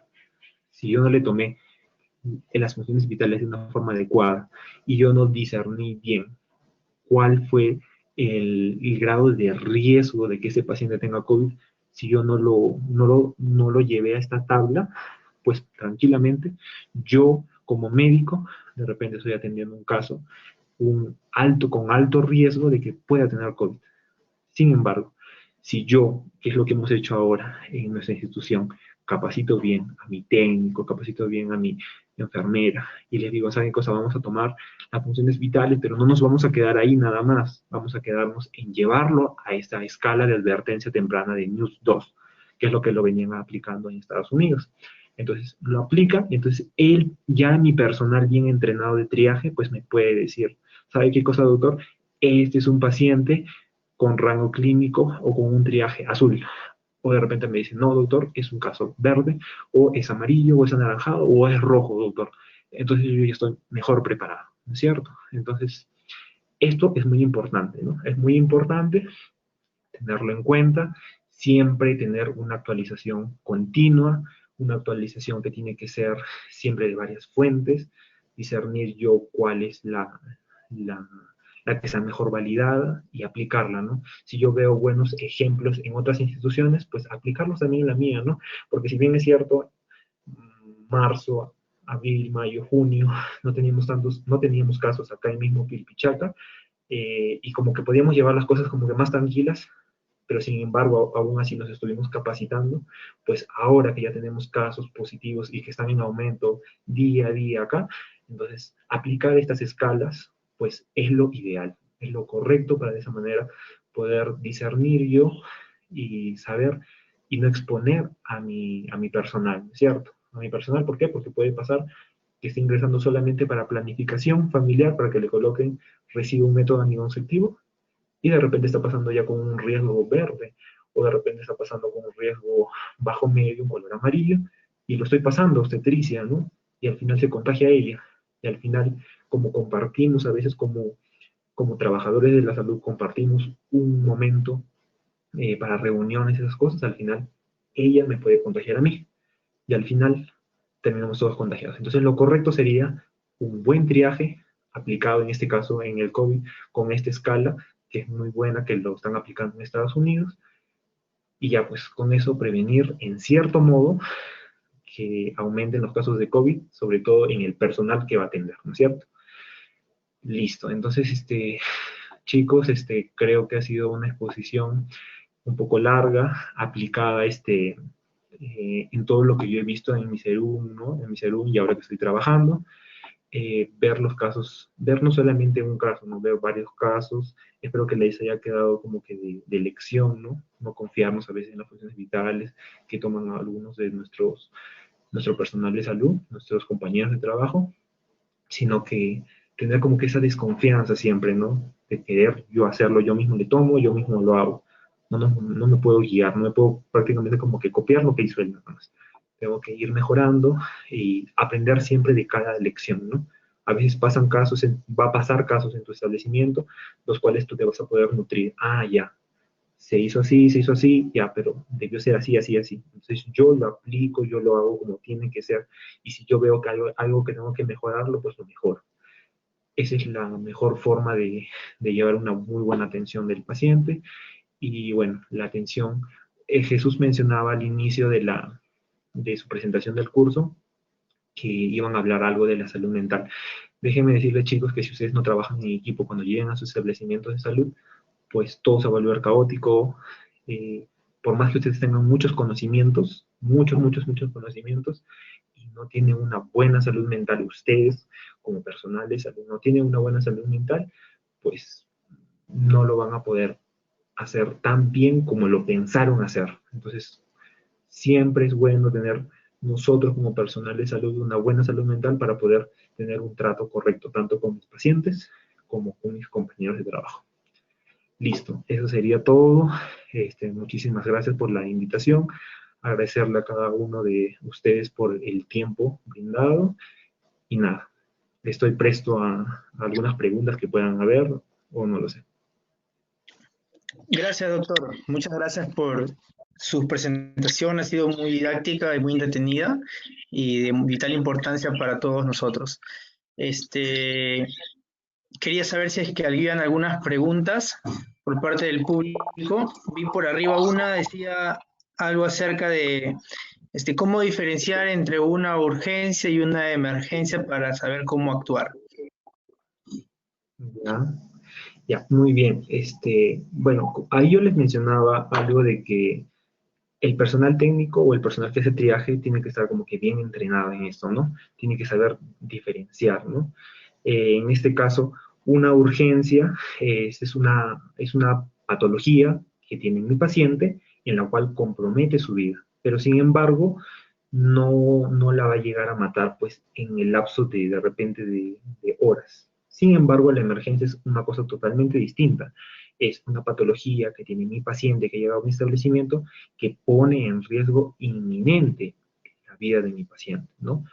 Y que en este caso lo puede llevar a la muerte de repente en horas, nada más, ¿no? En el caso de la urgencia, muchas veces ustedes van a manejar una urgencia en su mismo establecimiento de salud, con una buena terapia, una buena medicación, una buena vigilancia, un buen monitoreo de mi paciente, y el paciente va a salir. Y ustedes van a manejar su urgencia. De repente, por ejemplo, el caso más mencionado, lo que generalmente más ven, ¿no? Las urgencias hipertensivas. De repente ustedes no van a poder manejar ustedes mismos y el paciente se ve contento, feliz de que ustedes lo atendieron y que no hubo la necesidad de referencia, porque eso también es algo muy importante, ¿no? A veces los pacientes, generalmente de la sierra, ¿no? Ellos dicen, no, yo no quiero llegar al hospital porque en el hospital me van a matar. Dicen eso. Entonces, a veces cuando tú defines bien, esta es una urgencia, pues lo atiendo acá y no hubo necesidad de referencia. Pero ojo, siempre hay que tener en cuenta eso. Si es una emergencia y amerita llevarlo, y aún así el paciente, en la sierra les va a pasar eso, no lo olviden. Así que cuando hagan su serum, y lo van a hacer obviamente en la sierra, pues tienen que tener esto en cuenta, ¿no? Es una emergencia, ustedes definen que es una emergencia, pues el paciente tiene que ser referido, nada que viene el tío y dice, no, por favor, doctor, no lo lleve, no. Ustedes tienen que estar seguros de su opinión, de lo que ustedes dicen. Ustedes dicen, es una emergencia, se tiene que trasladar, pues se tiene que trasladar. Eso es muy importante. Entonces, básicamente, urgencia de emergencia, la emergencia pone en riesgo inminente la vida del paciente. El paciente se puede morir en horas, se puede morir este paciente. Sin embargo, en una urgencia no, pues en esta urgencia yo lo puedo medicar, no pone en riesgo inminente la vida de mi paciente, puede pasar incluso varias horas o de repente incluso en algunas patologías hasta días para que esta enfermedad pueda llevarlo a la muerte a este paciente, ¿no? Y básicamente, a manera de recomendación en estos casos, porque sí los van a pasar, si el paciente no quiere referir a su familiar, se niega rotundamente, lo aconsejable un acta en la cual supuestamente ustedes deben dar responsabilidades, o sea, el familiar, en el caso de que el paciente sea menor de edad, el familiar firma, ¿no? Un acta donde dice yo, tal, me responsabilizo sobre lo que le vaya a pasar al paciente, tal. Me hago responsable de lo que le pueda pasar y deslindo responsabilidades a la institución. Por favor, a la institución, no al médico tratante, nada más, a la institución. ¿Por qué? Porque al final pueden pasar lo siguiente, ¿no? Que puede decir que el técnico o la enfermera solamente a manera de comentario le dijo, no, el doctor es muy bueno, el doctor se lo va a manejar ahí nada más. Entonces ellos se confían a veces de lo que dijo esa persona y dicen, no, doctor, yo creo que me lo maneje usted porque a mí me ha dicho que usted es muy bueno y se queda ahí nada más. No, pues a veces tú puedes ser muy bueno, pero no tienes, no tienes esos instrumentos, no tienes esas cosas, no tienes ese apoyo diagnóstico, ¿no? Entonces sí o sí amerita. Entonces haces tu acta que deslinda responsabilidades si es que le pasara algo al paciente y lo siguiente, tú no te puedes quedar solamente en eso, ¿no? En decir, ya, me hago ajeno a que se muera y ya. No, lo correcto acá en la sierra, y me quedo de experiencia, es que tú deberías ir donde el subprefecto o podrías ir donde también el juez de paz y la policía. Una vez que tú has hecho tu acta, luego vas donde ellos rápidamente le dices a tu personal que te ayuden con eso, a buscarlos, traerlos a esos tres entes y que conversen con los familiares. Cuando el paciente ve policía, ve su prefecto, vas a ver que te va a decir, inmediatamente va a decir, sí, doctor, sí acepto las referencias. Entonces, eso me ha quedado de lección, que no me tengo que quedar nada más ahí, ¿no? Yo lo quiero llevar, pero a veces no quieren, entonces yo veo la forma, no trato de buscar otras estrategias. Y en ese caso, una buena estrategia en la sierra es esa, traer al policía, traer al juez de paz, traer al subprefecto, le tienen miedo y referencia. Y de esa manera yo salvo la vida, ¿no? No se me queda ahí el paciente y al final se muere, ¿no? Listo. Ya, doctor. Hay otra, ya justo, dice gracias. Creo que había otra compañera que quería hacer una pregunta. A ver, hay una pregunta que dice, ¿cómo se detecta un buen momento para realizar una intervención de emergencia? ¿Puede explicar, por favor, un poco sobre una intervención improvisada?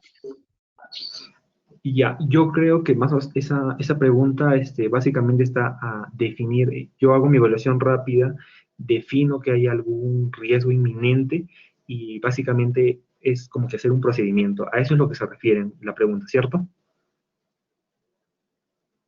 Sí.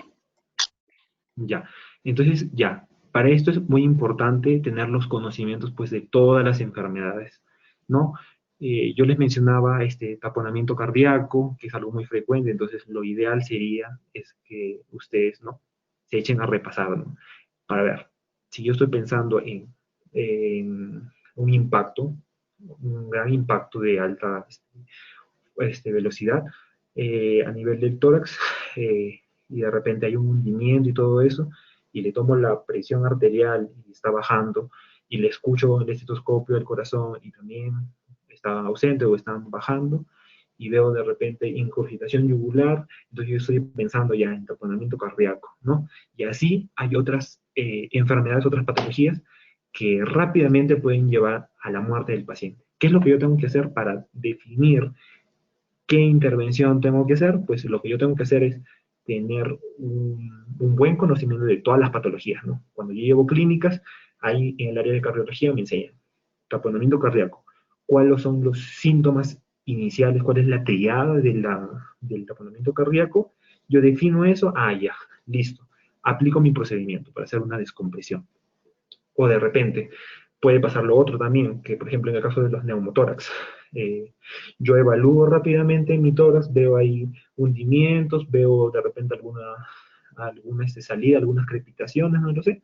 Entonces, escucho, examino rápidamente y defino, ya, esto es neumotórax, por la clínica que a mí me enseñaron en la universidad, ¿no? Me dijeron que el neumotórax tenía que tener esto, y es un neumotórax. Entonces lo evalué y encontré eso. Entonces es un neumotórax.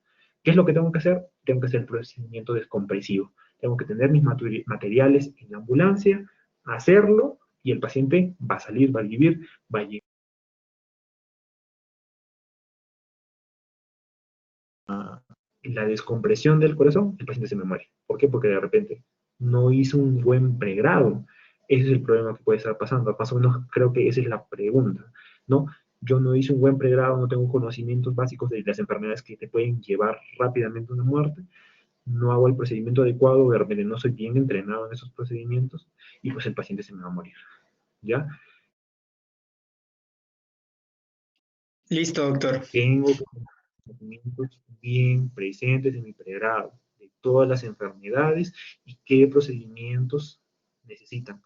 Hago el procedimiento como me lo han enseñado. ¿Por qué? Porque también no es que me dicen, tienes que hacer descompresión cardíaca, y solamente lo sé como teoría, más no lo sé como práctica, no.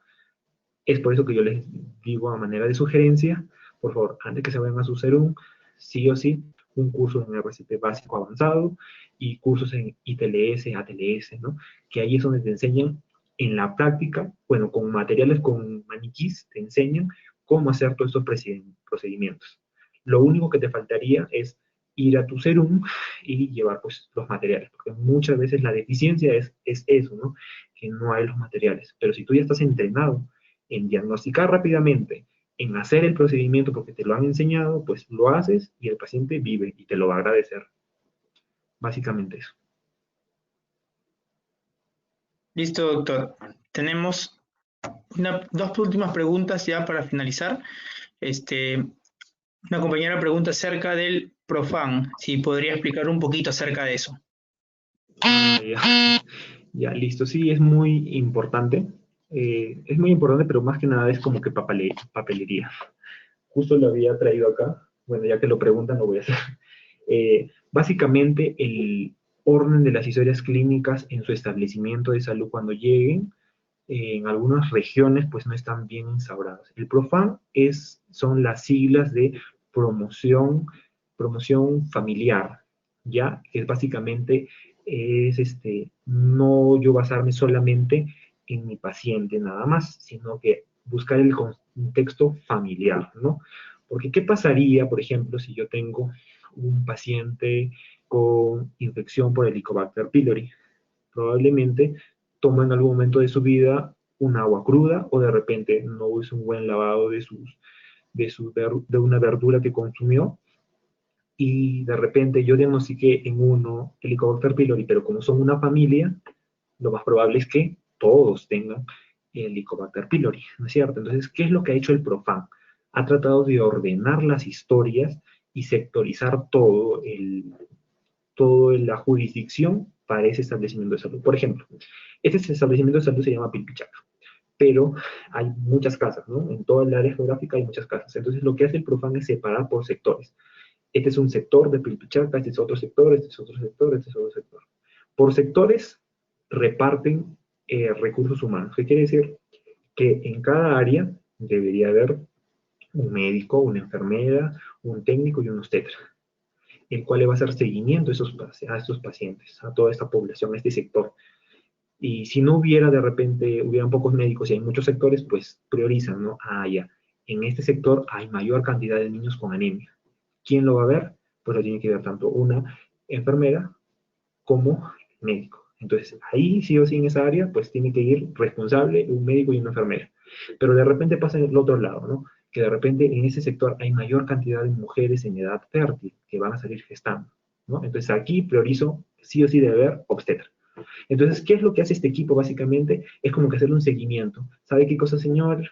Va a su casa a hacer visitas domiciliarias y lo que hace es decirle, señor, usted este año se ha hecho un tamizaje, se ha controlado glucosa, colesterol, triglicéridos, se ha hecho un examen mental, se ha hecho controles odontológicos. Eso es básicamente lo que haría todos los sectoristas de ese sector, no valga la redundancia. Pero aparte, ordenan las historias en el área de admisión, las ordenan. ¿Cómo las ordenan? Las ordenan básicamente así como esto de acá.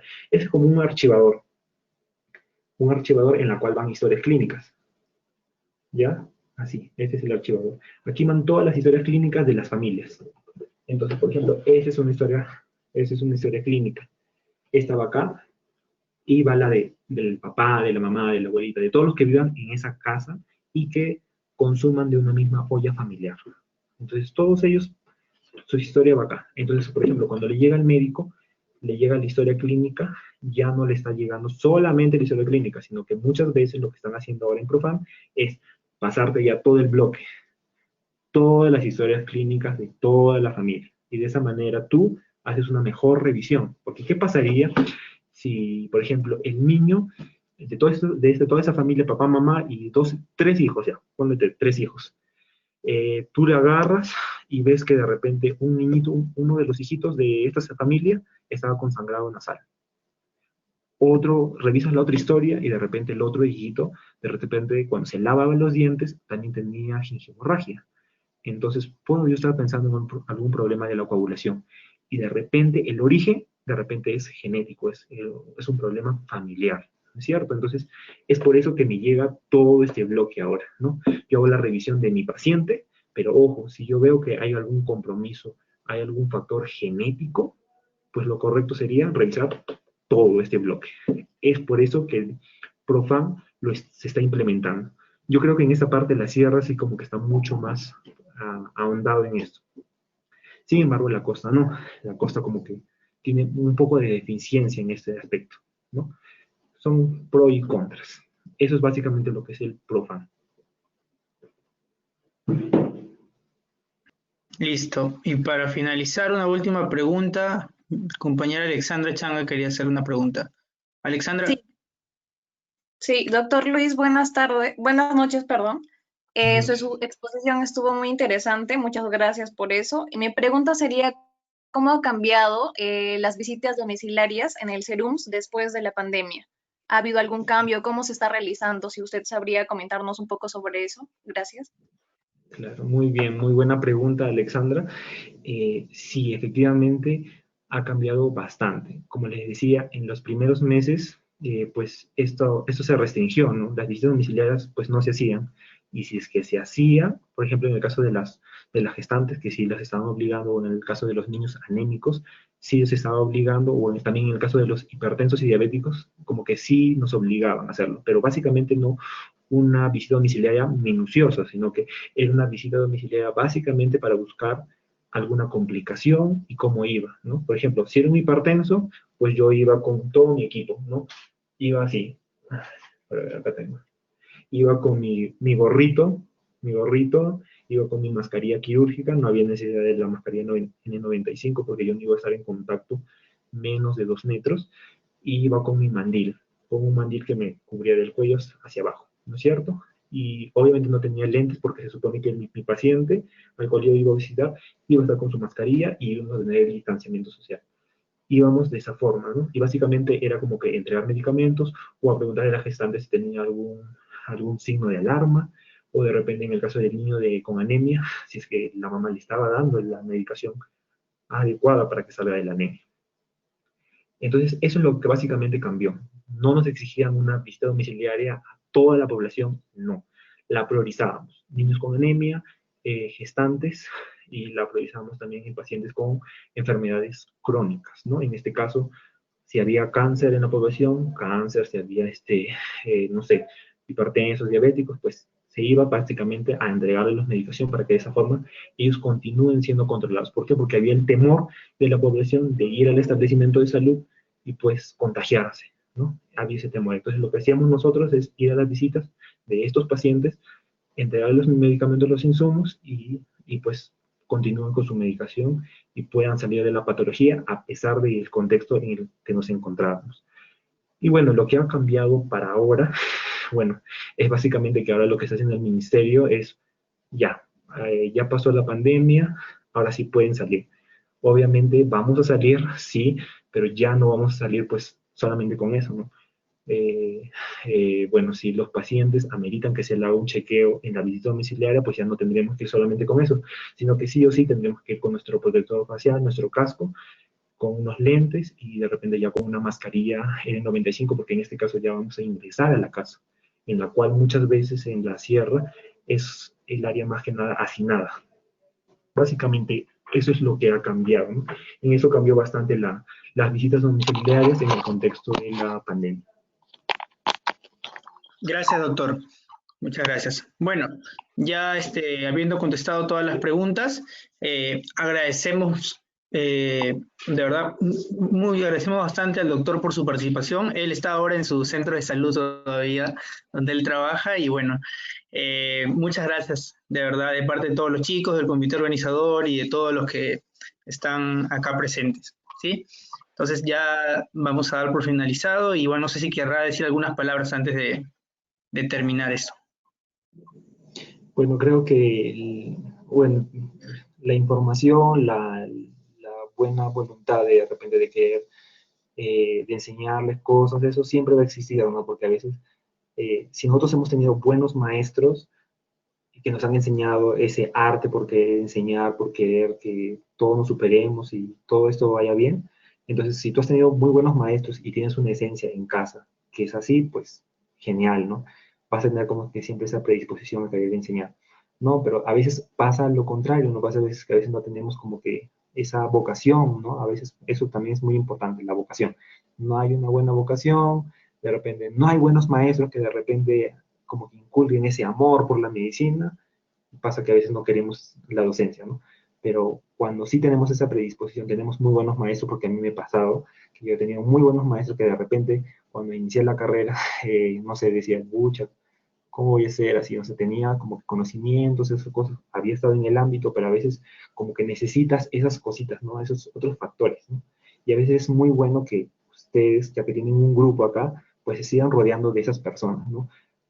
Yo tengo entendido pues que la San Juan tiene bastantes muy buenos docentes que me han enseñado a mí, de repente no en la misma universidad, pero de repente sí en el hospital, y eso es muy importante, rodearse de ellos, empaparse más de ellos, encontrar esa esencia que tienen ellos es muy importante para tu vida diaria y para que te desenvuelvas en cualquier parte, ya sea en tu CERU, cuando estés trabajando, cuando estés en la residencia, eso va a ser muy importante, porque ellos como que te dejan ese bichito, esa semillita de la medicina que va a ir creciendo, creciendo, creciendo, y estoy completamente seguro que ustedes ya han dado un gran paso para que tengan esa semillita y pues, puedan ser grandes profesionales.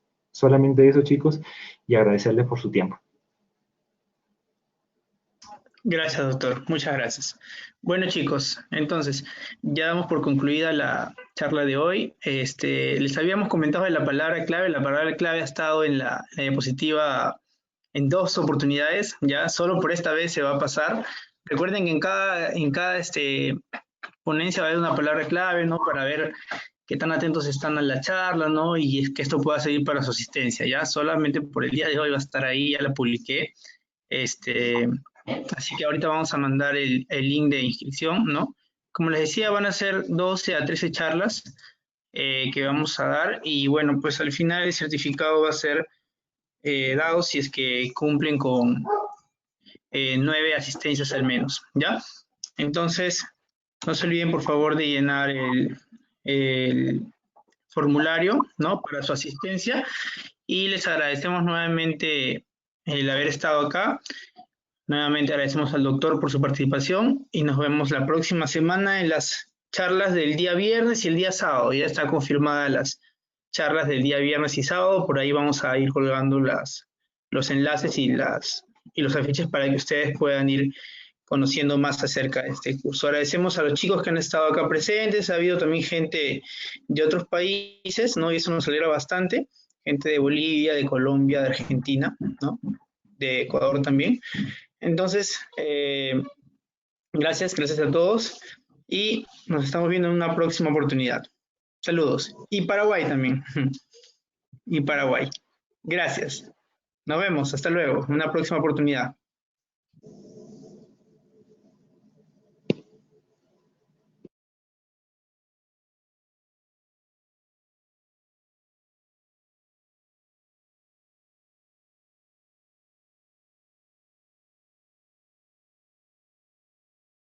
Gracias, Luis. Saludos también de acá desde Perú. No se olviden llenar el formulario, por favor. La palabra clave es serums. No se olviden. Serums.